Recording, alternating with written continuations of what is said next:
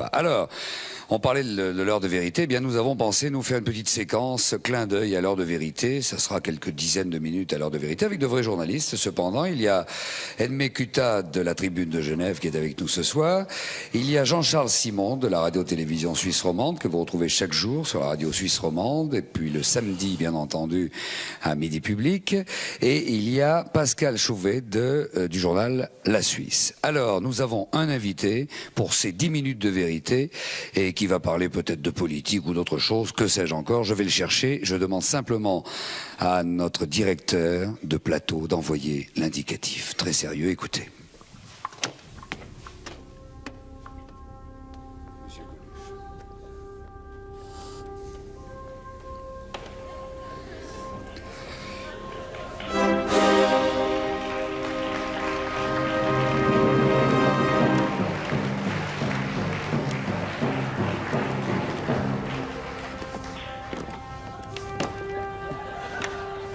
C'est solide, ça.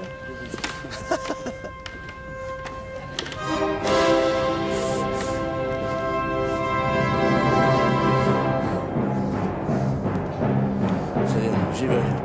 Je vois où c'est.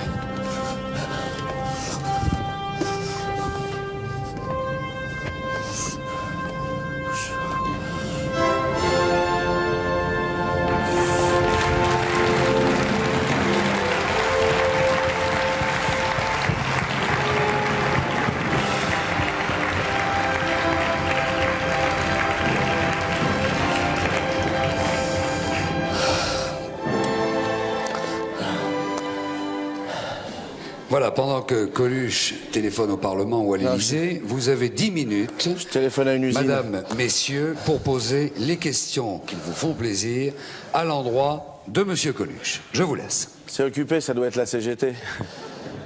Bon, vas-y. Je vais bien commencer, monsieur Oui, Coluche. je vous en prie, allez-y. Merci, monsieur Coluche. Monsieur Coluche, on vous demande de plus Très en bonne plus... question. Merci. De plus en plus souvent, votre avis sur les choses sérieuses Oui. dans les émissions à la radio et dans les émissions de télévision. Est-ce que vous n'avez pas peur de finir moraliste? Non, ce que j'ai peur, c'est que la profession journalistique s'englue dans l'ennui total, parce que si on me demande à moi des choses comme ça, c'est probablement parce qu'on n'a pas les réponses chez les professionnels.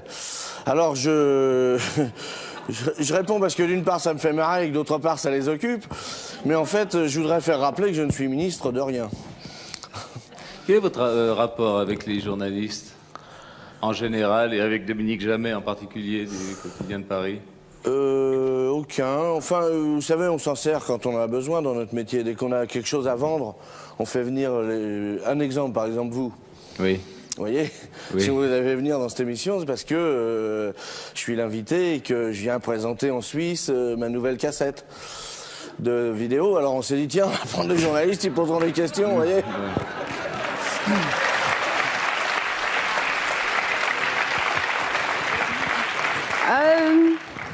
Monsieur le ministre de rien, puisque Oui. vous êtes le ministre de rien, Oui. on dit que les humoristes sont très chatouilleux en général. Ah bon? Oui. Chatouilleux. Oui, très très chatouilleux. On va faire ça devant les gens?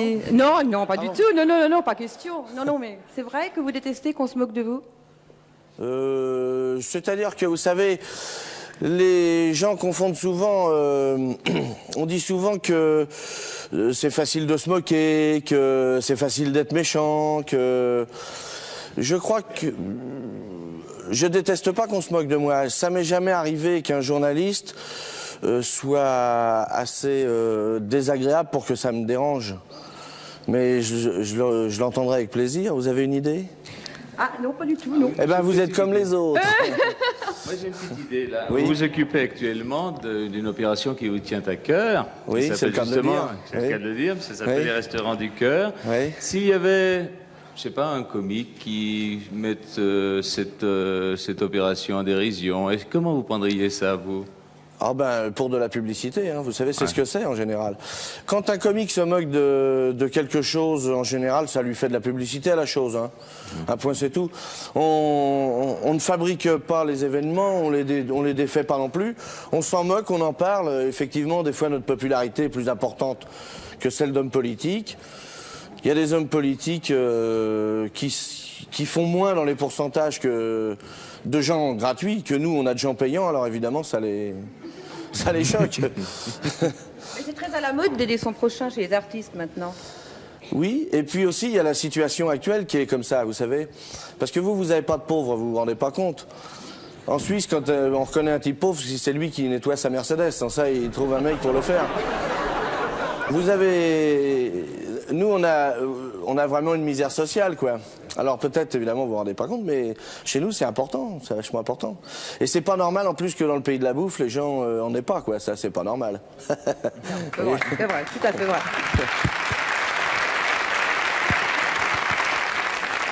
Monsieur le ministre et cher Mimi, puisque tel est le terme consacré, lors d'un de vos derniers passages en Suisse, ça remonte quand même il y a quelques années, vous aviez profité de l'occasion pour annoncer votre candidature à l'élection à la présidence française. C'était ici en Suisse. Alors est-ce que cette année, vous nous annoncez une nouvelle candidature pour prochainement ? Non, je ne suis pas candidat, mais par contre, il va y avoir en France une période électorale importante, puisque je pense qu'on va en manger en salade jusqu'au 14 juillet de l'année prochaine, de leurs conneries. Et je ne suis pas candidat, mais par contre, je serai présent, quoi. Je serai sur Europe 1. Et je pense qu'ils vont m'entendre. De toute façon, vous avez plus d'audience qu'un homme politique. Je trouve ça Que normal, certains, c'est vrai, oui, c'est vrai. Pourtant, ils sont drôles aussi. Oui, ils font quand même plus chier que rire. Hein. Enfin, pas ici. Hein. Non, partout. Hein. Oh non, en France. Enfin, je sais pas, je connais pas très bien les hommes politiques de tout le monde, mais en tout cas, je sais qu'ils font plus souvent chier que rire. Et quand vous vous êtes présenté à la présidence de la République, vous aviez peu de chances d'être élu, même si vous étiez allé j'ai jusqu'au jamais bout, cherché hein. à l'être. Voilà. Tandis que maintenant, avec le nouveau système de scrutin, un parti Coluche pourrait faire, je sais pas, 15% des voix, plus 16. que Le Pen, 16% des voix, plus que Le Pen, donc être représenté au Parlement. Ça vous tente pas de fonder un parti ? Je vais réfléchir, non. Moi, il y a une chose qui me fait beaucoup de soucis pour vous, Oui. c'est que votre popularité vous empêche de fréquenter les établissements publics, et vous êtes obligé de regarder la télévision pour puiser votre inspiration et y voir la source du temps. Mais est-ce qu'à force de vous voir 2 fois au jeu de la vérité, à droit de réponse, à Multifoot, ici sur la TV Romande et à Canal+, vous trouverez encore des émissions qui pourront vous inspirer ? Vous avez peur que le public se lasse? Ah, moi pas, non. Non. Vous avez peur que je manque d'idées? Ça, je crois pas. Bon. Alors de quoi vous avez peur? Que...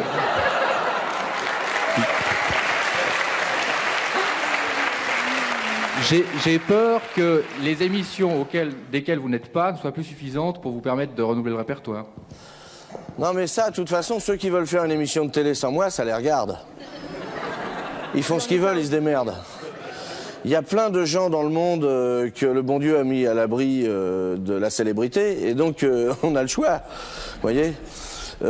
Chacun se débrouille. S'il y a des types qui veulent faire des émissions sans moi, c'est leur... Enfin, moi, je trouve ça bête, mais enfin, bon.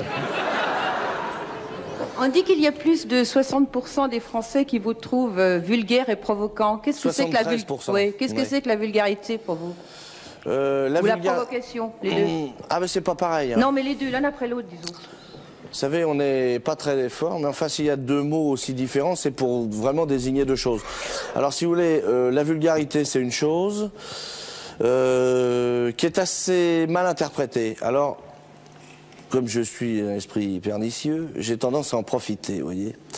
Comme dans nos régions, on confond la grossièreté avec la vulgarité, j'ai tendance à en rajouter. J'aime bien ça.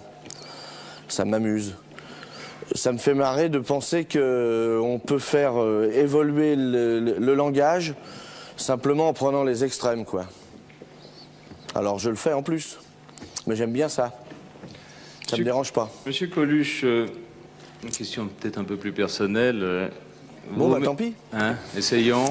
Vos maisons à la Guadeloupe ont brûlé, alors où pensez-vous dépenser votre argent au soleil ? Oui, alors à la Guadeloupe, effectivement, on était plusieurs à avoir des maisons. Elles ont toutes été victimes d'un attentat terroriste, comme on dit, ou pas, suivant du quel côté on est. Hein. Franchement, mais vous le répéterez pas, hein, parce qu'il faudrait quand même pas qu'ils s'habituent, je m'en fous. Mais c'est pas demain la veille qu'on va me vendre une maison dans un pays où il y a des remous politiques. Alors, si vous voulez, j'ai trouvé une combine grâce à ça, c'est que maintenant je vais en vacances partout au lieu d'aller que là, et que donc je transporte mon pognon ailleurs. Où, par exemple Oh ben, vous voulez savoir où je vais en Une petite vacances? adresse, peut-être, ouais. Mais je suis pas libre, hein, je vous dis l'adresse, mais je suis déjà pris, j'y vais déjà avec quelqu'un. Hein. Oui, ben j'ai l'intention d'aller en vacances à l'île Maurice. C'est pas mal. Pour en revenir à la chaîne des restaurants du cœur, Ouais. En général, les artistes récoltent de l'argent pour, Ouais. pour ce genre de choses. Mais est-ce qu'ils en donnent aussi? Oui. Ou bien leur participation personnelle est-elle suffisante?